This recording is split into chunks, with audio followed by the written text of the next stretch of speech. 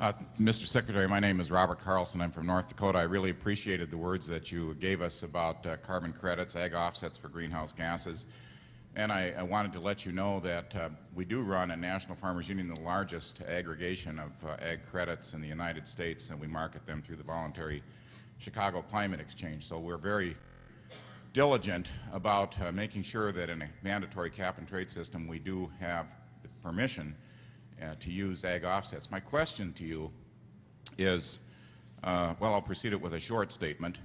In order to overcome the opposition that some have to allowing ag offsets, I think we need very much at USDA, and you've got a very able person in Sally Collins that we've worked with a couple of times working on this, but we need to demonstrate that ag offsets are scientifically valid, that they're permanent, that they're additional, all those various things. What can you tell us about what you're doing in USDA to make sure that we can demonstrate that the science and the additionality and all those kinds of things that our critics are leveling at agriculture on this issue can be met? Thank you.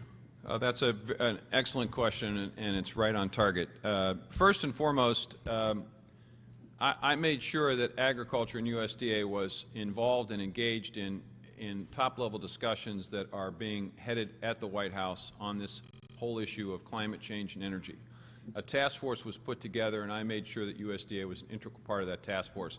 So we are at the table every week, meeting with EPA, meeting with the Department of Interior, meeting with HUD, meeting with a variety of other agencies that will be engaged or involved in some way on the efficiency side, the conservation side, or new technology side, Department of Energy. So first and foremost, we're at the table. Secondly, as the administration puts its framework together, we are articulating the need for agriculture to be an integral part. Now, you would be surprised. Maybe you wouldn't be surprised, but I was surprised how difficult that can be at times. With the first draft of the framework, we really had to fight hard to make sure that agriculture was mentioned. So first and foremost, it's being at the table and articulating and making sure that the framework includes agriculture.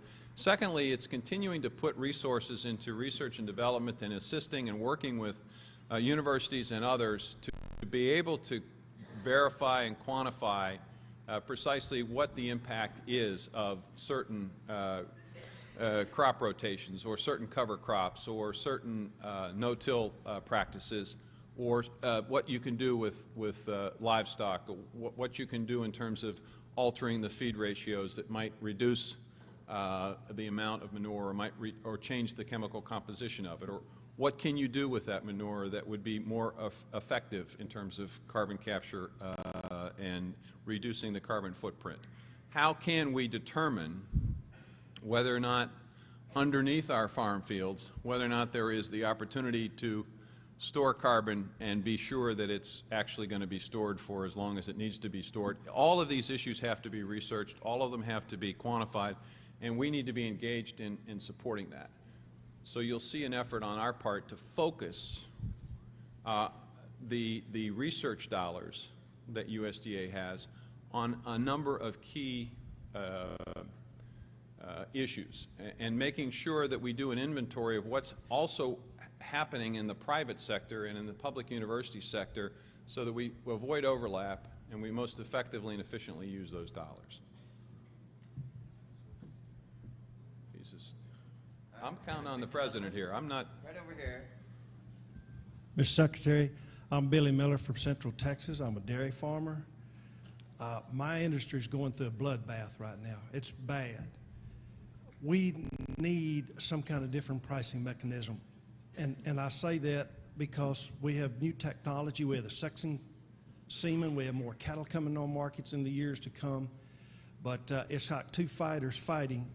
There might be one less standing, but he's going to be hurt to no end. We need a way that we can price this milk quicker than 30 to 60 days out to respond to the market. We probably, in this new age and with the imports coming in, we probably need a quota system or a base system regionally across the United States. But we do need something bad. Our prices are down in probably the 80s prices right now, and it's probably going to get a lot worse.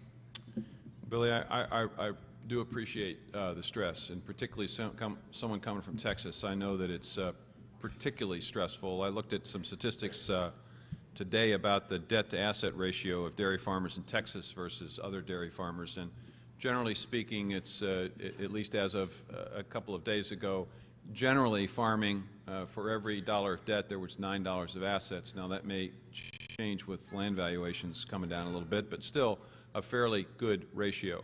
That's not true for dairy farmers in Texas.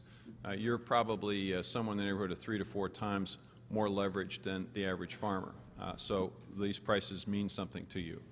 To be honest with you, our focus has been on the short term, trying to get folks at least over the hump. Requests have been made, obviously, for us to step up our commodity purchases, which we are in the process of doing. And, you know, you think, well, that's a relatively simple thing to do. You know, we ought to be